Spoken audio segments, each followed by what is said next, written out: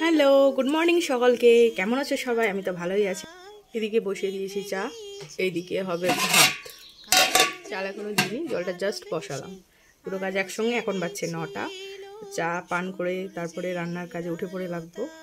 তো শ্বশুর শাশুড়ি কাজে গিয়েছেন, তাই আর কি সকালের রান্নার ডিউটি এখন আমারই। তো চাটা করে নিই, তারপর ভাত টাত রান্না করব। এই যে আমার গরমা গরম চায়। চলো একটা নতুন রেসিপি ভাবছি ট্রাই করবো। তো এই যে আলু এগুলো কেটে নিয়েছি, একদম বেবি আলু, একেবারে বেবি না, হালকা ব্লাঞ্চ করে নিয়েছি।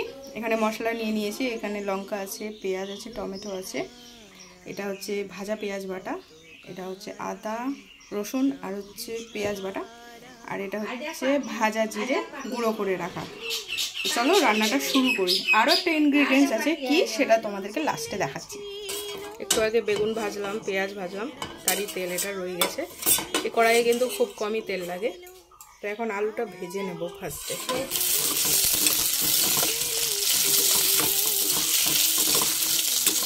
আলুগুলো একটু লাল লাল করে ভেজে নেব লবণ হলুদ দিয়ে। লবণ দিলাম,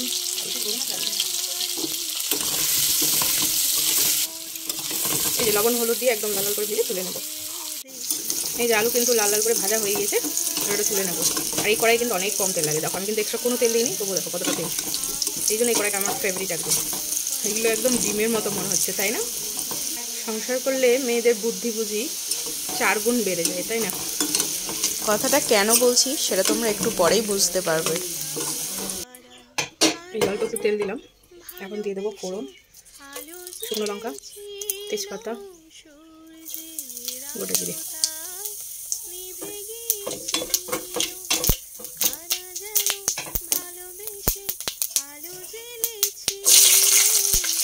এখন দিলাম কাঁচা লঙ্কা, এবার দিচ্ছি পেঁয়াজ। এই যে গোটা গরম মশলা দিতে ভুলে গিয়েছিলাম, দিয়ে দিলাম। টাকা টাকা টাকা কত টাকা টাকা টাকা বল টাকা টাকা কর, এইদিকে টাকা। হ্যাঁ নকশি কাঁথা। টাকা টাকা টাকা টাকা টাকা। কি লজ্জা পাচ্ছিস? লজ্জা পাচ্ছিস? লজ্জা পাচ্ছিস? এই যে তামাক মিলছে এখানে, তুই কি লজ্জা পাচ্ছিস? অন্ধকার অন্ধকার। এই যে ঠিক আছে, এবার কে এটা নিয়া।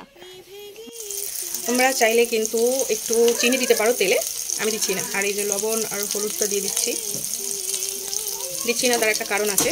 কারণটা জানতে হলে অবশ্যই শেষ পর্যন্ত দেখতে হবে যে আমি কেন চিনি দিচ্ছি না। তখন তোমরা গেস করো। কড়াইটা একদমই সেরকম তেল লাগে না, পরে তেলটুকু না দিলেও হয়তো চলতো। এখন দিচ্ছি এই যে টমেটো, মশলা দিচ্ছি জিরে গুঁড়ো অল্প, লাল লঙ্কার গুঁড়ো একটু বেশি দেবো কালারের জন্য,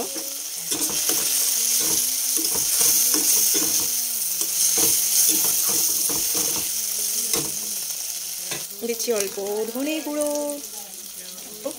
পেঁয়াজ বাটা মানে ভাজা পেঁয়াজ বাটা, এরপর দিয়ে দিচ্ছি এই যে রসুন আদা আর হচ্ছে পেঁয়াজ বাটা, অল্প দিয়ে দিচ্ছি জল, এটা লবণ হলুদ গোলানো জল, ওই জন্য ওটার কালার এরকম। খুব ভালো করে এটা কষিয়ে নেবো। কালারটা কি সুন্দর হয়েছে দেখতে পাচ্ছ তোমরা, দারুণ দারুণ। অল্প অল্প জল দিয়ে এটা কষিয়ে নেবো। তারপর আমার মেন ইনগ্রিডিয়েন্টসটা দেবো, যেটা তোমাদেরকে এখনো আমি বলিনি, সিক্রেট হয়ে আছে। চলো এটা কষিয়ে নিই অল্প জল দিয়ে। জলটা যখন শুকিয়ে আসবে তখন আমার ওই সেই ইনগ্রিডিয়েন্টসটা দেবো। এই যে দিচ্ছি অল্প গোলমরিচের গুঁড়ো। একটা রিলস দেখলাম যেখানে বলা হচ্ছে যে হলুদের সঙ্গে গোলমরিচের গুঁড়ো ব্যবহার করলে সেইটাই নাকি বলে কাজে দেয়। ওই জন্য আমি এখন থেকে প্রত্যেক রান্নায় গোলমরিচের গুঁড়ো দিচ্ছি, গত 2 দিন থেকে। এই যে দেখো কি সুন্দর তেল সেপারেট হয়ে যাচ্ছে, জলটা শুকিয়ে গিয়েছে। এই যে দেখো তেল সেপারেট হচ্ছে। এখন মিডিয়াম একদম লো করে দিলাম আঁচটা। এখন দিচ্ছি সেই মেন ইনগ্রিডিয়েন্টস, যেটা হচ্ছে এই যে দই। তোমরা টক দই ইউজ করতে পারো, আমি মিষ্টি দই ইউজ করছি কারণ এটা আমার স্টকে ছিল। আর এই জন্যই বলছিলাম যে বিয়ের পর মেয়েদের বুদ্ধি 4 গুণ বেড়ে যায়, কারণ দইটা ভাবছিলাম কী করা যায় ভাবে এই রেসিপিটা করি। অনেকটা কাশ্মীরি আলুর দমের মতো, বাট অতটাও না, কারণ ওই রেসিপিটা আমি জানি না। যাই হোক, তো এই দইটা এখন দিয়ে দেবো। তোমরা যদি টক দই ইউজ করো তাহলে অল্প চিনি ইউজ করবে, যেহেতু আমি মিষ্টি দই ইউজ করছি তাই কোনো চিনি ইউজ করবো না। তো এটা দিয়ে নিই, তারপর তোমাদেরকে দেখাচ্ছি। দেওয়ার পরে পরে কিন্তু একদম নাড়াচাড়া শুরু করে দিতে হবে, নইলে ফেটে যাবে। এই যে দেখো অয়েল একদম সেপারেট হয়ে গিয়েছে। এই যে দেখো দইটা দিয়ে দিয়েছি, অল্প কিন্তু জল দিচ্ছি। এবার এটা খুব ভালো করে মিশিয়ে নেব। হালকা ফুটে উঠুক, তারপর আঁচটা বাড়িয়ে নেব।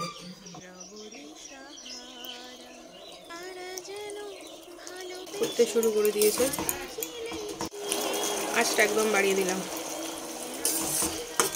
চলো এটা ফুটতে থাক। আমি অল্প একটু লবণ দিয়ে দিলাম, এখন অল্প আর একটু জল দিয়ে দেবো। জলটা ফুটে উঠলে আলুটা দিয়ে দেবো। কিছুক্ষণ ঢাকা দিয়ে রাখলাম। এই যে দেখো ফুটে গিয়েছে, আলুগুলো দিয়ে দিই। আলুগুলোর সঙ্গে মশলাগুলো কষাতে ভুলে গিয়েছি। তো যাই হোক, এখন ফুটতে থাক, আলুগুলো সেদ্ধ হোক আর একটু, কারণ আলুগুলো তো সেদ্ধ হয়নি। পাশের বাড়িতে আমার যা, মানে আমার জ্যাঠা শ্বশুরের বাড়িতে যা পুজো দিচ্ছে, তাই আর কি উলু দিচ্ছে, যেটাকে ওরা বলে জোগাড় দেওয়া।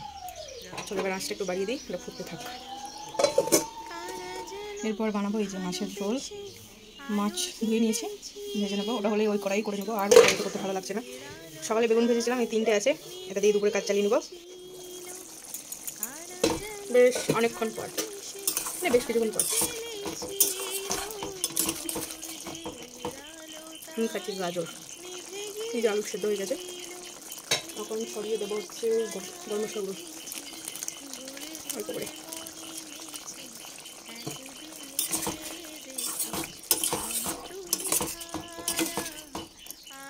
তোমরা চাইলে একটু ঘি দিতে পারো, বাট আমার এমনিতে অনেক তেল হয়ে গেছে তাই আর কি দিচ্ছি না। এখন ঢাকা দিয়ে রেখে কিছুক্ষণ রেখে গ্যাস, মানে জিরে ভাজাটা যে রেখেছিলাম সেটা দিয়ে দিচ্ছি, ওটা দিতে ভুলে গিয়েছিলাম। দেখতে তো খুবই সুন্দর হয়েছে, জানি না খেতে কেমন হবে, বাড়ির মানুষেরা খেতে পারবে কিনা। এবার গ্যাসটা অফ করে রেখে দেবো। দেবো না কাসুরি মেথি, বাট কী যে মনে হলো, বললাম দিয়েই দিই। দেখো কি সুন্দর দেখতে লাগছে এখন। কমেন্ট করে জানিও কেমন লাগছে। দেখতে তো সুন্দর লাগছে, খেতে কেমন লাগছে সে তো মিস্টার হাজব্যান্ড ছাড়া কেউ বলতে পারবে না। স্মেলটা কিন্তু অপূর্ব বেরিয়েছে। উফ, লুকটা দেখো। ভিডিওটা এখানে শেষ করছি, নেক্সট পার্টে বলবো যে হাজবেন্ড কি বললো খেয়ে। তো চলো টাটা।